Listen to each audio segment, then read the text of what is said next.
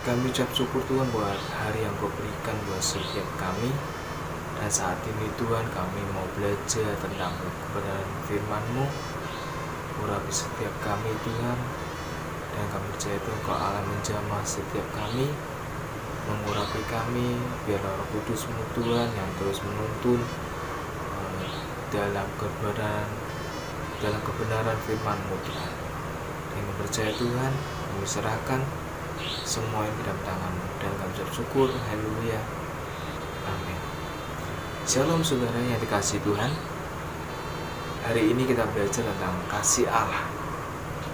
Kalau kita belajar pada zaman Adam dan Hawa, manusia telah jatuh dalam dosa dengan melanggar larangan dari Tuhan, yaitu agar tidak memakan buah pengetahuan baik yang jahat, yang baik dan yang jahat. Adam dan Hawa lebih memilih untuk memakannya, sehingga manusia mengalami kematian rohani, yaitu hubungan Allah dengan manusia itu terputus. Adam dan Hawa diusir dari Taman Eden, dan untuk mendapatkan rezeki mereka harus mengusahakan payah, berusaha susah payah ya untuk mengusahakan tanah. Dosa berkuasa atas kehidupan manusia, sehingga manusia melakukan perbuatan-perbuatan yang keji. Manusia tidak bertobat dari perbuatan yang mereka lakukan, sehingga pada zaman Nuh Allah membinasakan semua manusia dengan air bah, dan hanya keluarga Nuh yang diselamatkan dari air bah.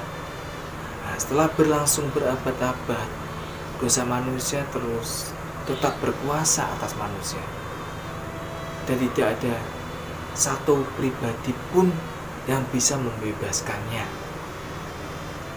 Tetapi Allah tetap mengasihi manusia dan tidak selamanya membiarkan manusia itu hidup dalam penderitaan. Oleh karena itu saudara, Allah mengutus anaknya yang tunggal untuk membebaskan manusia. Dan sejak saat itu ada harapan lagi manusia untuk dipulihkan hidupnya dan diberkati hidupnya. Kalau kita belajar dari Yohanes 3 ayat yang ke-16, kita buka di Yohanes 3 ayat yang ke-16.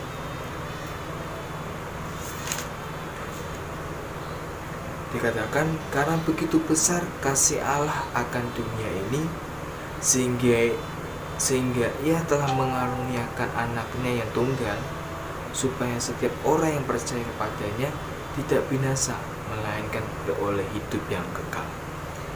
Manusia yang percaya kepada Tuhan ada harapan untuk hidup yang kekal, di mana tidak ada lagi penderitaan, melainkan sukacita dan damai sejahtera bersama Tuhan.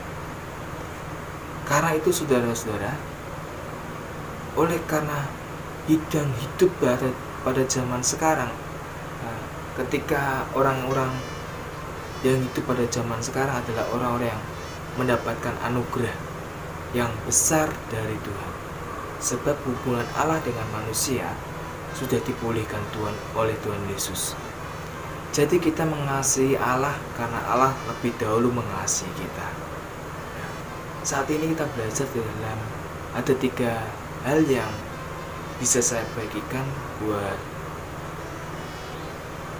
kita semuanya, dan kita sama-sama belajar apa yang Tuhan inginkan dalam kehidupan kita. Ada 3 hal mengenai perbuatan kasih Allah kepada manusia, sehingga manusia beroleh keselamatan. Yang pertama kita buka di Filipi 2 ayat yang ke-5 ayat sampai 8.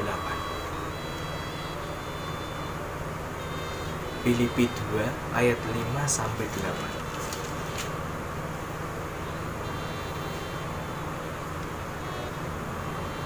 Hendaklah kamu dalam hidupmu bersama menaruh pikiran dan perasaan terdapat juga dalam Kristus Yesus, yang walaupun dalam rupa Allah tidak menganggap kesetaraan dengan Allah itu sebagai milik yang harus dipertahankan, melainkan telah mengosongkan dirinya sendiri dan mengambil rupa seorang hamba dan menjadi sama dengan manusia.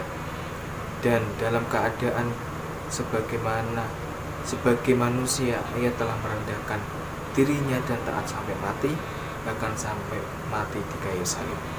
Poin yang pertama, karena kasih, Tuhan Yesus mau menjadi manusia. Karena kasih Yesus yang setara dengan Allah mau menjadi manusia, ini adalah pengorbanan yang luar biasa. Sebab Yesus sebenarnya ada di posisi yang tertinggi, tapi sekarang harus menjadi seperti manusia yang diciptakannya. Kalau Tuhan Yesus tidak punya kerendahan hati yang luar biasa, tidak mungkin ia mau melakukannya. Tapi sekali lagi, karena kasih Tuhan Yesus kepada manusia sangat besar, maka hal itu bisa terjadi. Pada waktu Tuhan Yesus menjadi manusia, ia menjadi teladan dan menjalani hidupnya dan mengadakan banyak tanda-tanda mukjizat untuk menolong orang-orang yang membutuhkan, khususnya yang sakit. Ya. Marilah kita belajar dari kerendahan hati seperti Tuhan Yesus ini. Poin yang pertama yang bisa saya bagikan, itu yang pertama, karena kasih Tuhan Yesus mau menjadi manusia. Poin yang kedua, kita belajar dari 1 Petrus 2 ayat yang ke-24.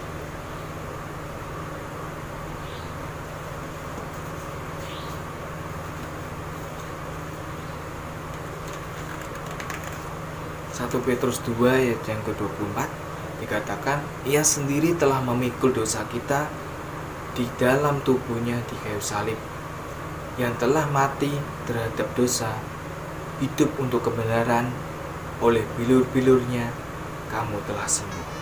Ya, poin yang kedua yaitu karena kasihnya Tuhan Yesus mengorbankan dirinya di kayu salib. Semua manusia telah jatuh dalam dosa. Dan tidak ada seorang pun yang bisa memperjuangkan pembebasan manusia dari dosa. Dan oleh karena itu, Tuhan Yesus diutus Bapa di surga untuk menebus dosa manusia. Tuhan Yesus harus mati di kayu salib untuk menanggung semua dosa kita, dosa-dosa manusia. Di kayu salib Tuhan Yesus mengalami penderitaan jasmani dan rohani. Tuhan Yesus disiksa dengan begitu sadis sehingga mengalami penderitaan jasmani yang luar biasa. Tetapi penderitaan itu tidak berhenti sampai di situ saja, sebab pada waktu Tuhan Yesus disalibkan di kayu salib, Tuhan Yesus menanggung dosa kita semua, menanggung dosa manusia, sehingga Allah meninggalkan Tuhan Yesus. Disinilah Tuhan Yesus mengalami penderitaan rohani, dan inilah sebenarnya penderitaan Tuhan Yesus yang luar biasa. Sebab Tuhan Yesus selama hidupnya tidak pernah terpisah dari Allah. Tapi sejak Tuhan Yesus menanggung dosa manusia, menanggung dosa kita di kayu salib, sejak itulah Tuhan Yesus terpisah dari Allah. Marilah kita menghormati pengorbanan Tuhan Yesus di kayu salib dengan bertobat dari segala dosa dan berketetapan hati untuk hidup kudus seperti Tuhan Yesus. Poin yang ketiga, kita buka di Roma 3 ayat yang ke-25.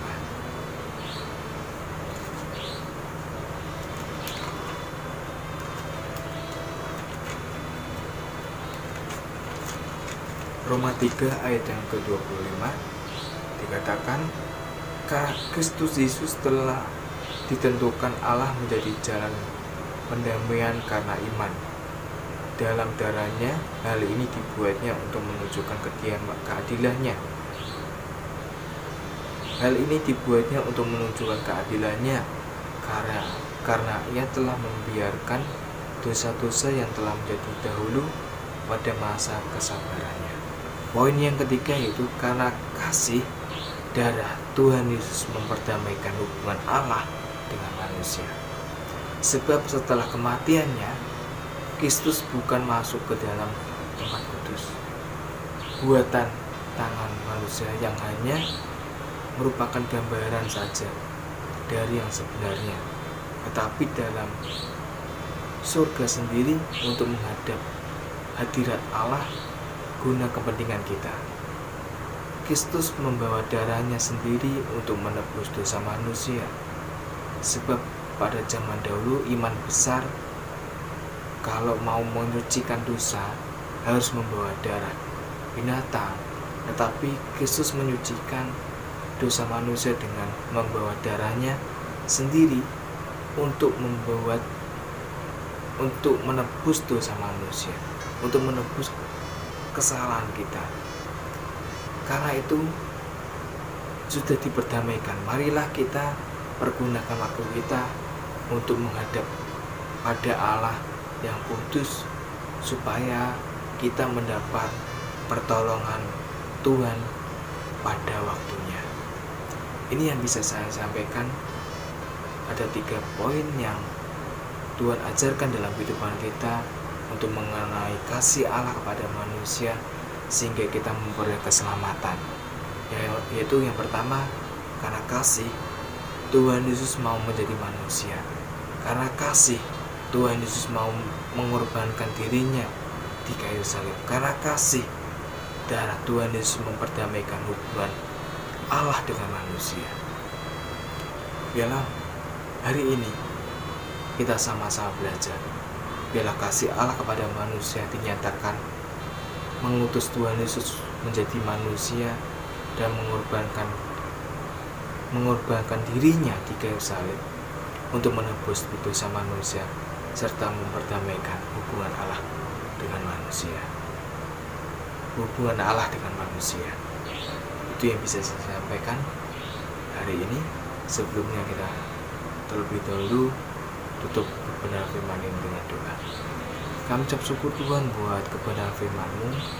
Biarlah kasih-Mu terus melimpah atas kehidupan kami.